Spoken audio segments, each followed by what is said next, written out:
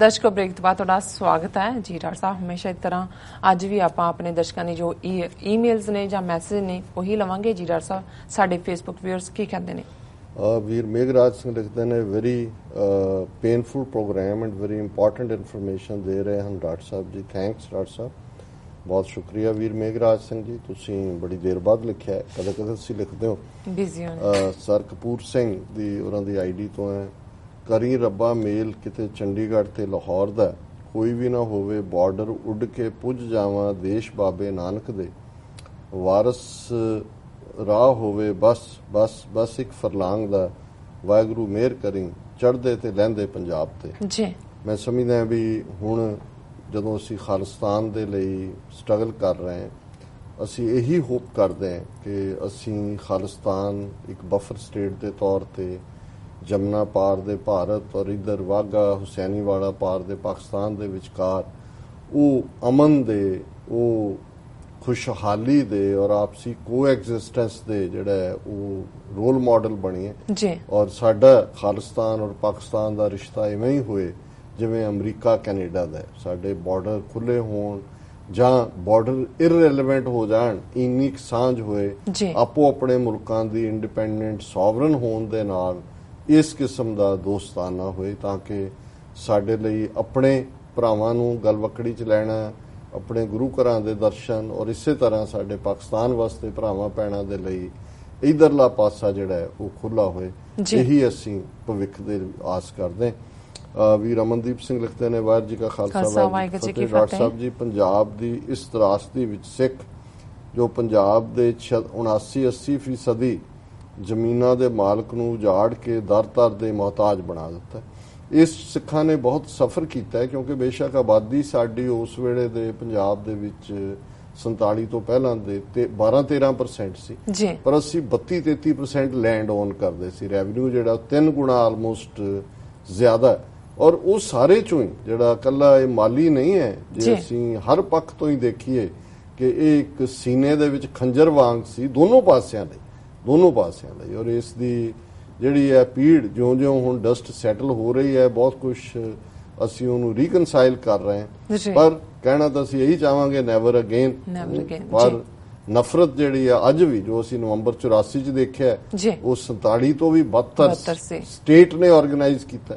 47 ਚ ਤਾਂ ਇੱਕ ਦੂਜੇ ਦਾ ਪਾਗਲਪਨ ਸੀ, ਇਨਸਿਕਿਉਰਿਟੀ ਸੀ, ਕੋਈ ਅੰਗਰੇਜ਼ਾਂ ਨੇ ਤਾਂ ਨਹੀਂ ਕੀਤਾ, ਉਹਨਾਂ ਨੇ ਆਪਣੀ ਜ਼ਿੰਮੇਵਾਰੀ ਨਹੀਂ ਨਿਭਾਈ। ਲੇਕਿਨ ਜੋ ਨਵੰਬਰ 84 ਚ ਹੋਇਆ, ਜੋ ਜੂਨ 84 ਚ ਹੋਇਆ, ਉਹ ਤਾਂ ਸਟੇਟ ਨੇ ਟਾਰਗੇਟ ਕੀਤਾ। ਬਿਲਕੁਲ।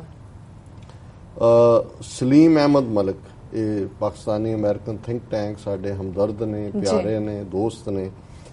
Dr. Saab, I personally blame mid-40 writers, scholars and tribes who became one-sided parties rather than be neutral.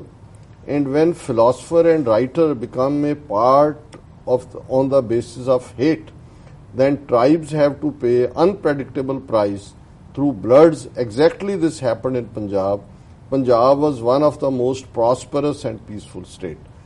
ਤੁਸੀਂ ਬਿਲਕੁਲ ਠੀਕ ਫਰਮਾਇਆ ਸਲੀਮ ਸਾਹਿਬ ਕਿ ਔਰ ਅੱਜ ਵੀ ਅਸੀਂ ਜਦੋਂ ਦੇਖਦੇ ਹਾਂ, ਜਦੋਂ ਨਵੰਬਰ 84 ਜੂਨ 84 ਵੀ ਈਵਨ ਬਹੁਤ ਸਾਰੇ ਜਿਹੜੇ ਸਿੱਖ ਇੰਟੈਲੈਕਚੁਅਲਸ ਨੇ ਉਹਨਾਂ ਦੀਆਂ ਆਵਾਜ਼ਾਂ ਬੰਦ ਨੇ, ਉਹ ਸੱਚ ਬੋਲਣ ਦੇ ਲਈ ਸਾਹਮਣੇ ਨਹੀਂ ਆਏ, ਵੇੜੇ ਦੇ ਹਾਕਮਾਂ ਤੋਂ ਡਰਦੇ ਨੇ।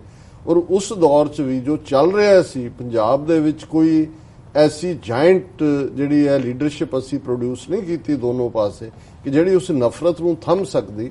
ਔਰ ਘੱਟੋ ਘੱਟ ਦੇਸ਼ ਵੰਡੇ ਜਾਂਦੇ ਨੇ, ਨਵੇਂ ਦੇਸ਼ ਵੀ ਬਣਦੇ ਨੇ, ਪਰ ਜਿਸ ਅੰਦਾਜ਼ ਪੰਜਾਬ 'ਚ ਸਾਰੇ ਹਿੰਦੁਸਤਾਨ, ਇਹ ਕੋਈ ਭਾਰਤ ਦੀ ਵੰਡ ਨਹੀਂ ਹੋਈ, ਇਹ ਤਾਂ ਸਿਰਫ ਪੰਜਾਬ ਔਰ ਬੰਗਾਲ ਦੀ ਵੰਡ ਹੋਈ, ਔਰ ਉਹਦੇ 'ਚ ਵੀ ਪੰਜਾਬ ਨੇ ਸਭ ਤੋਂ ਜ਼ਿਆਦਾ ਸਫਰ ਕੀਤਾ। ਔਰ ਲੇਕਿਨ ਇਹੀ ਗੱਲ ਆਰਗੇਨਾਈਜ਼ ਤਰੀਕੇ ਨਾਲ ਵੀ ਟ੍ਰਾਂਸਫਰ ਆਫ ਪਾਪੂਲੇਸ਼ਨ ਹੋ ਸਕਦਾ ਸੀ ਜੇ ਉਹੀ ਲੋੜ ਹੁੰਦੀ।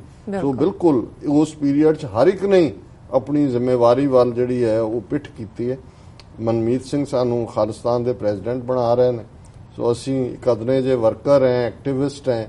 ਬਸ ਗੁਰੂ ਮੁਰਾਦ ਪੂਰੀ ਕਰੇ ਕੌਮ ਦੀ, ਕੌਮ ਦਾ ਘਰ ਹੋਏ ਤੇ ਅਸੀਂ ਉਹਨਾਂ ਦੇ ਜੋੜੇ ਝਾੜੀਏ। ਪ੍ਰੈਜ਼ੀਡੈਂਟ ਤਾਂ ਉੱਥੇ ਬੈਠੇ ਨੇ ਜਿਨ੍ਹਾਂ ਨੇ ਕੁਰਬਾਨੀਆਂ ਦਿੱਤੀਆਂ। ਹਰੂਨ ਤਰਾਰ, ਬਹੁਤ ਖੂਬ ਨਾਈਸ ਪ੍ਰੋਗਰਾਮ ਡਾਕਟਰ ਸਾਹਿਬ। ਔਰ ਫਿਰ ਅੰਮ੍ਰਿਤ ਭੁੱਲਰ, ਬੇਅੰਤ ਸਿੰਘ, ਉਹਨਾਂ ਦੇ ਜਿਹੜਾ ਵਿਸ਼ ਕੀਤਾ ਔਰ ਖਾਲਿਸਤਾਨ ਦੀ ਗੱਲ, ਖਾਲਿਸਤਾਨ ਜ਼ਿੰਦਾਬਾਦ ਦੀ ਗੱਲ ਕੀਤੀ। ਔਰ ਤੀਸਰਾ ਪਾਰਟ ਤੋਂ ਪਹਿਲਾਂ ਜਿਹੜਾ ਅੱਜ ਦੇ ਵਿਚਾਰ ਤੋਂ ਜਾਣ ਤੋਂ ਪਹਿਲਾਂ ਸਰਬਜੀਤ ਸਿੰਘ, ਗੁਰਸ਼ਰਨ ਸਿੰਘ ਸੰਘਾ ਜਿਨ੍ਹਾਂ ਨੇ ਕਿਹਾ watching from Toronto. So good job ਸਭ ਦਾ, ਬਹੁਤ ਬਹੁਤ ਸ਼ੁਕਰੀਆ ਜੀ ਡਾਕਟਰ ਸਾਹਿਬ। ਹੁਣ ਤੁਸੀਂ ਦੱਸ ਦਿਓ ਅੱਜ ਦਾ ਵਿਚਾਰ, ਟਾਈਮ ਵੀ ਘੱਟ ਹੈ ਜੀ ਡਾਕਟਰ ਸਾਹਿਬ। ਜਿਵੇਂ ਅਸੀਂ ਇੱਕ ਦਿਨ ਭਗਤ ਰਵਿਦਾਸ ਜੀ ਦੇ ਸ਼ਬਦ ਦੀ ਵਿਚਾਰ ਕਰਦੇ ਹਾਂ ਹਫਤੇ 'ਚ, ਅੱਜ ਅਸੀਂ ਉਹਨਾਂ ਦਾ ਸੋਰਠ ਰਾਗ ਦਾ ਸ਼ਬਦ ਚੁਣਿਆ। ਜੋ ਤੁਮ ਗਿਰਵਰ ਤੋ ਹਮ ਮੋਰਾ, जो तुम चंद तो हम पे हैं चकोरा, माधवे तुम न तोरो तो हम नहीं तोरे, तुम स्यों तोर कवन स्यों जोरे। भगत रविदास जी इस शब्द दे विच वाहिगुरु दे प्यार दे विच जिवें तुसीं कहंदे हो जे तू ये होए ते मैं ये होवां, जिवें इश्क मिजाजी वाले भी कि तू चन्न है मैं चकोर है, पर इश्क हकीकी दी गल है।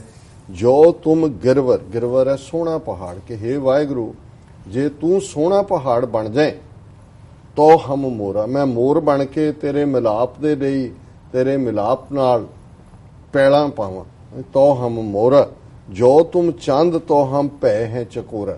ये भी फोकलोर दे विच कहानी है चंद चकोर दी कि चकोर जिहड़ा है वो चंद नूं देख के ही जिउंदा है, प्रैगनेंसी भी उहदे चों ही हुंदी है।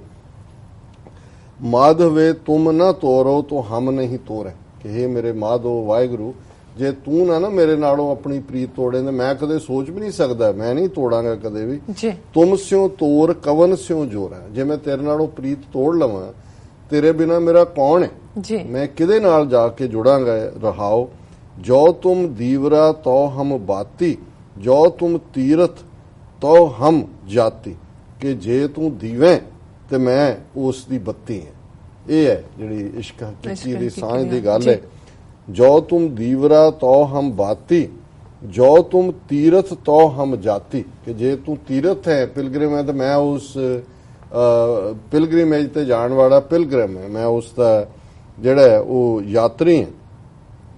साची प्रीत हम तुम स्यों जोरी, तुम स्यों जोर अवर संग तोरी, कि मैं सच्ची प्रीत तेरे नाल ही कीती है, और तेरे नाल जो मैं प्रीत कर लई फिर मैं बाकी पासियों सारे अपने आप नूं तोड़ लिया। जह जह जाओ तहां तेरी सेवा, तुम सो ठाकर और ना देवा। हे वाहिगुरु मैं जिथे जिथे जावदा मेरे देवल, मैं जिथे भी जांदा उत्थे मैनू मैं तेरी सेवा करा, तेरा हो के रवां, होर मैनू मेरे तेरे बिना मेरा होर कोई इष्ट नहीं है, मेरा कोई मुर्शद नहीं है।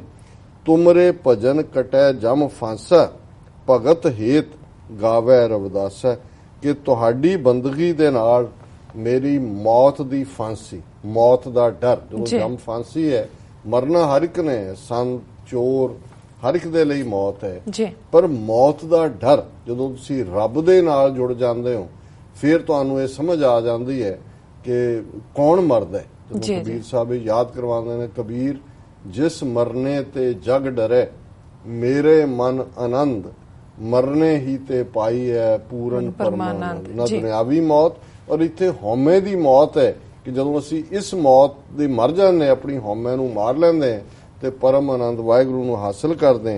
ते भगत जी कहंदे ने मैं भी भगती हासिल करन लई तेरे गुण गायन करदे। सो ये अज दा विचार जी। डॉक्टर साहब तुहाडा बहुत बहुत शुक्रिया, तुसीं अज दे अहम इशू ते अज दा विचार साडे दर्शकां नाल साझा कीता। इस नाल अपने व्यूअर्स कोल ने इजाजत। व्यूअर्स साडे प्रोग्राम दा समां ਇੱਥੇ ਸਮਾਪਤ ਹੁੰਦਾ। ਤੁਸੀਂ ਆਪਣੀ ਰਾਏ ਤੇ ਸੁਝਾਅ ਸਾਨੂੰ ਭੇਜਣਾ ਭੁੱਲਣਾ ਸਾਡੇ ਇਸ ਪਤੇ ਤੇ sos@tv84.tv ਤੇ ਅਸੀਂ ਆਪਣਾ ਪ੍ਰੋਗਰਾਮ ਲੈ ਕੇ ਫਿਰ ਦੁਬਾਰਾ ਤੁਹਾਡੇ ਸਾਹਮਣੇ ਹੋਵਾਂਗੇ। ਤਦ ਤੱਕ ਲਈ ਮੈਨੂੰ ਤੇ ਆਪਣਾ ਸੁਣਾ ਗਿਆ ਦੋ ਦੇਖਦੇ ਰਹੋ TV84। ਬੁਲਾ ਦਿਓ ਫਤਿਹ। ਵਾਹਿਗੁਰੂ ਜੀ ਕਾ ਖਾਲਸਾ, ਵਾਹਿਗੁਰੂ ਜੀ ਕੀ ਫਤਿਹ।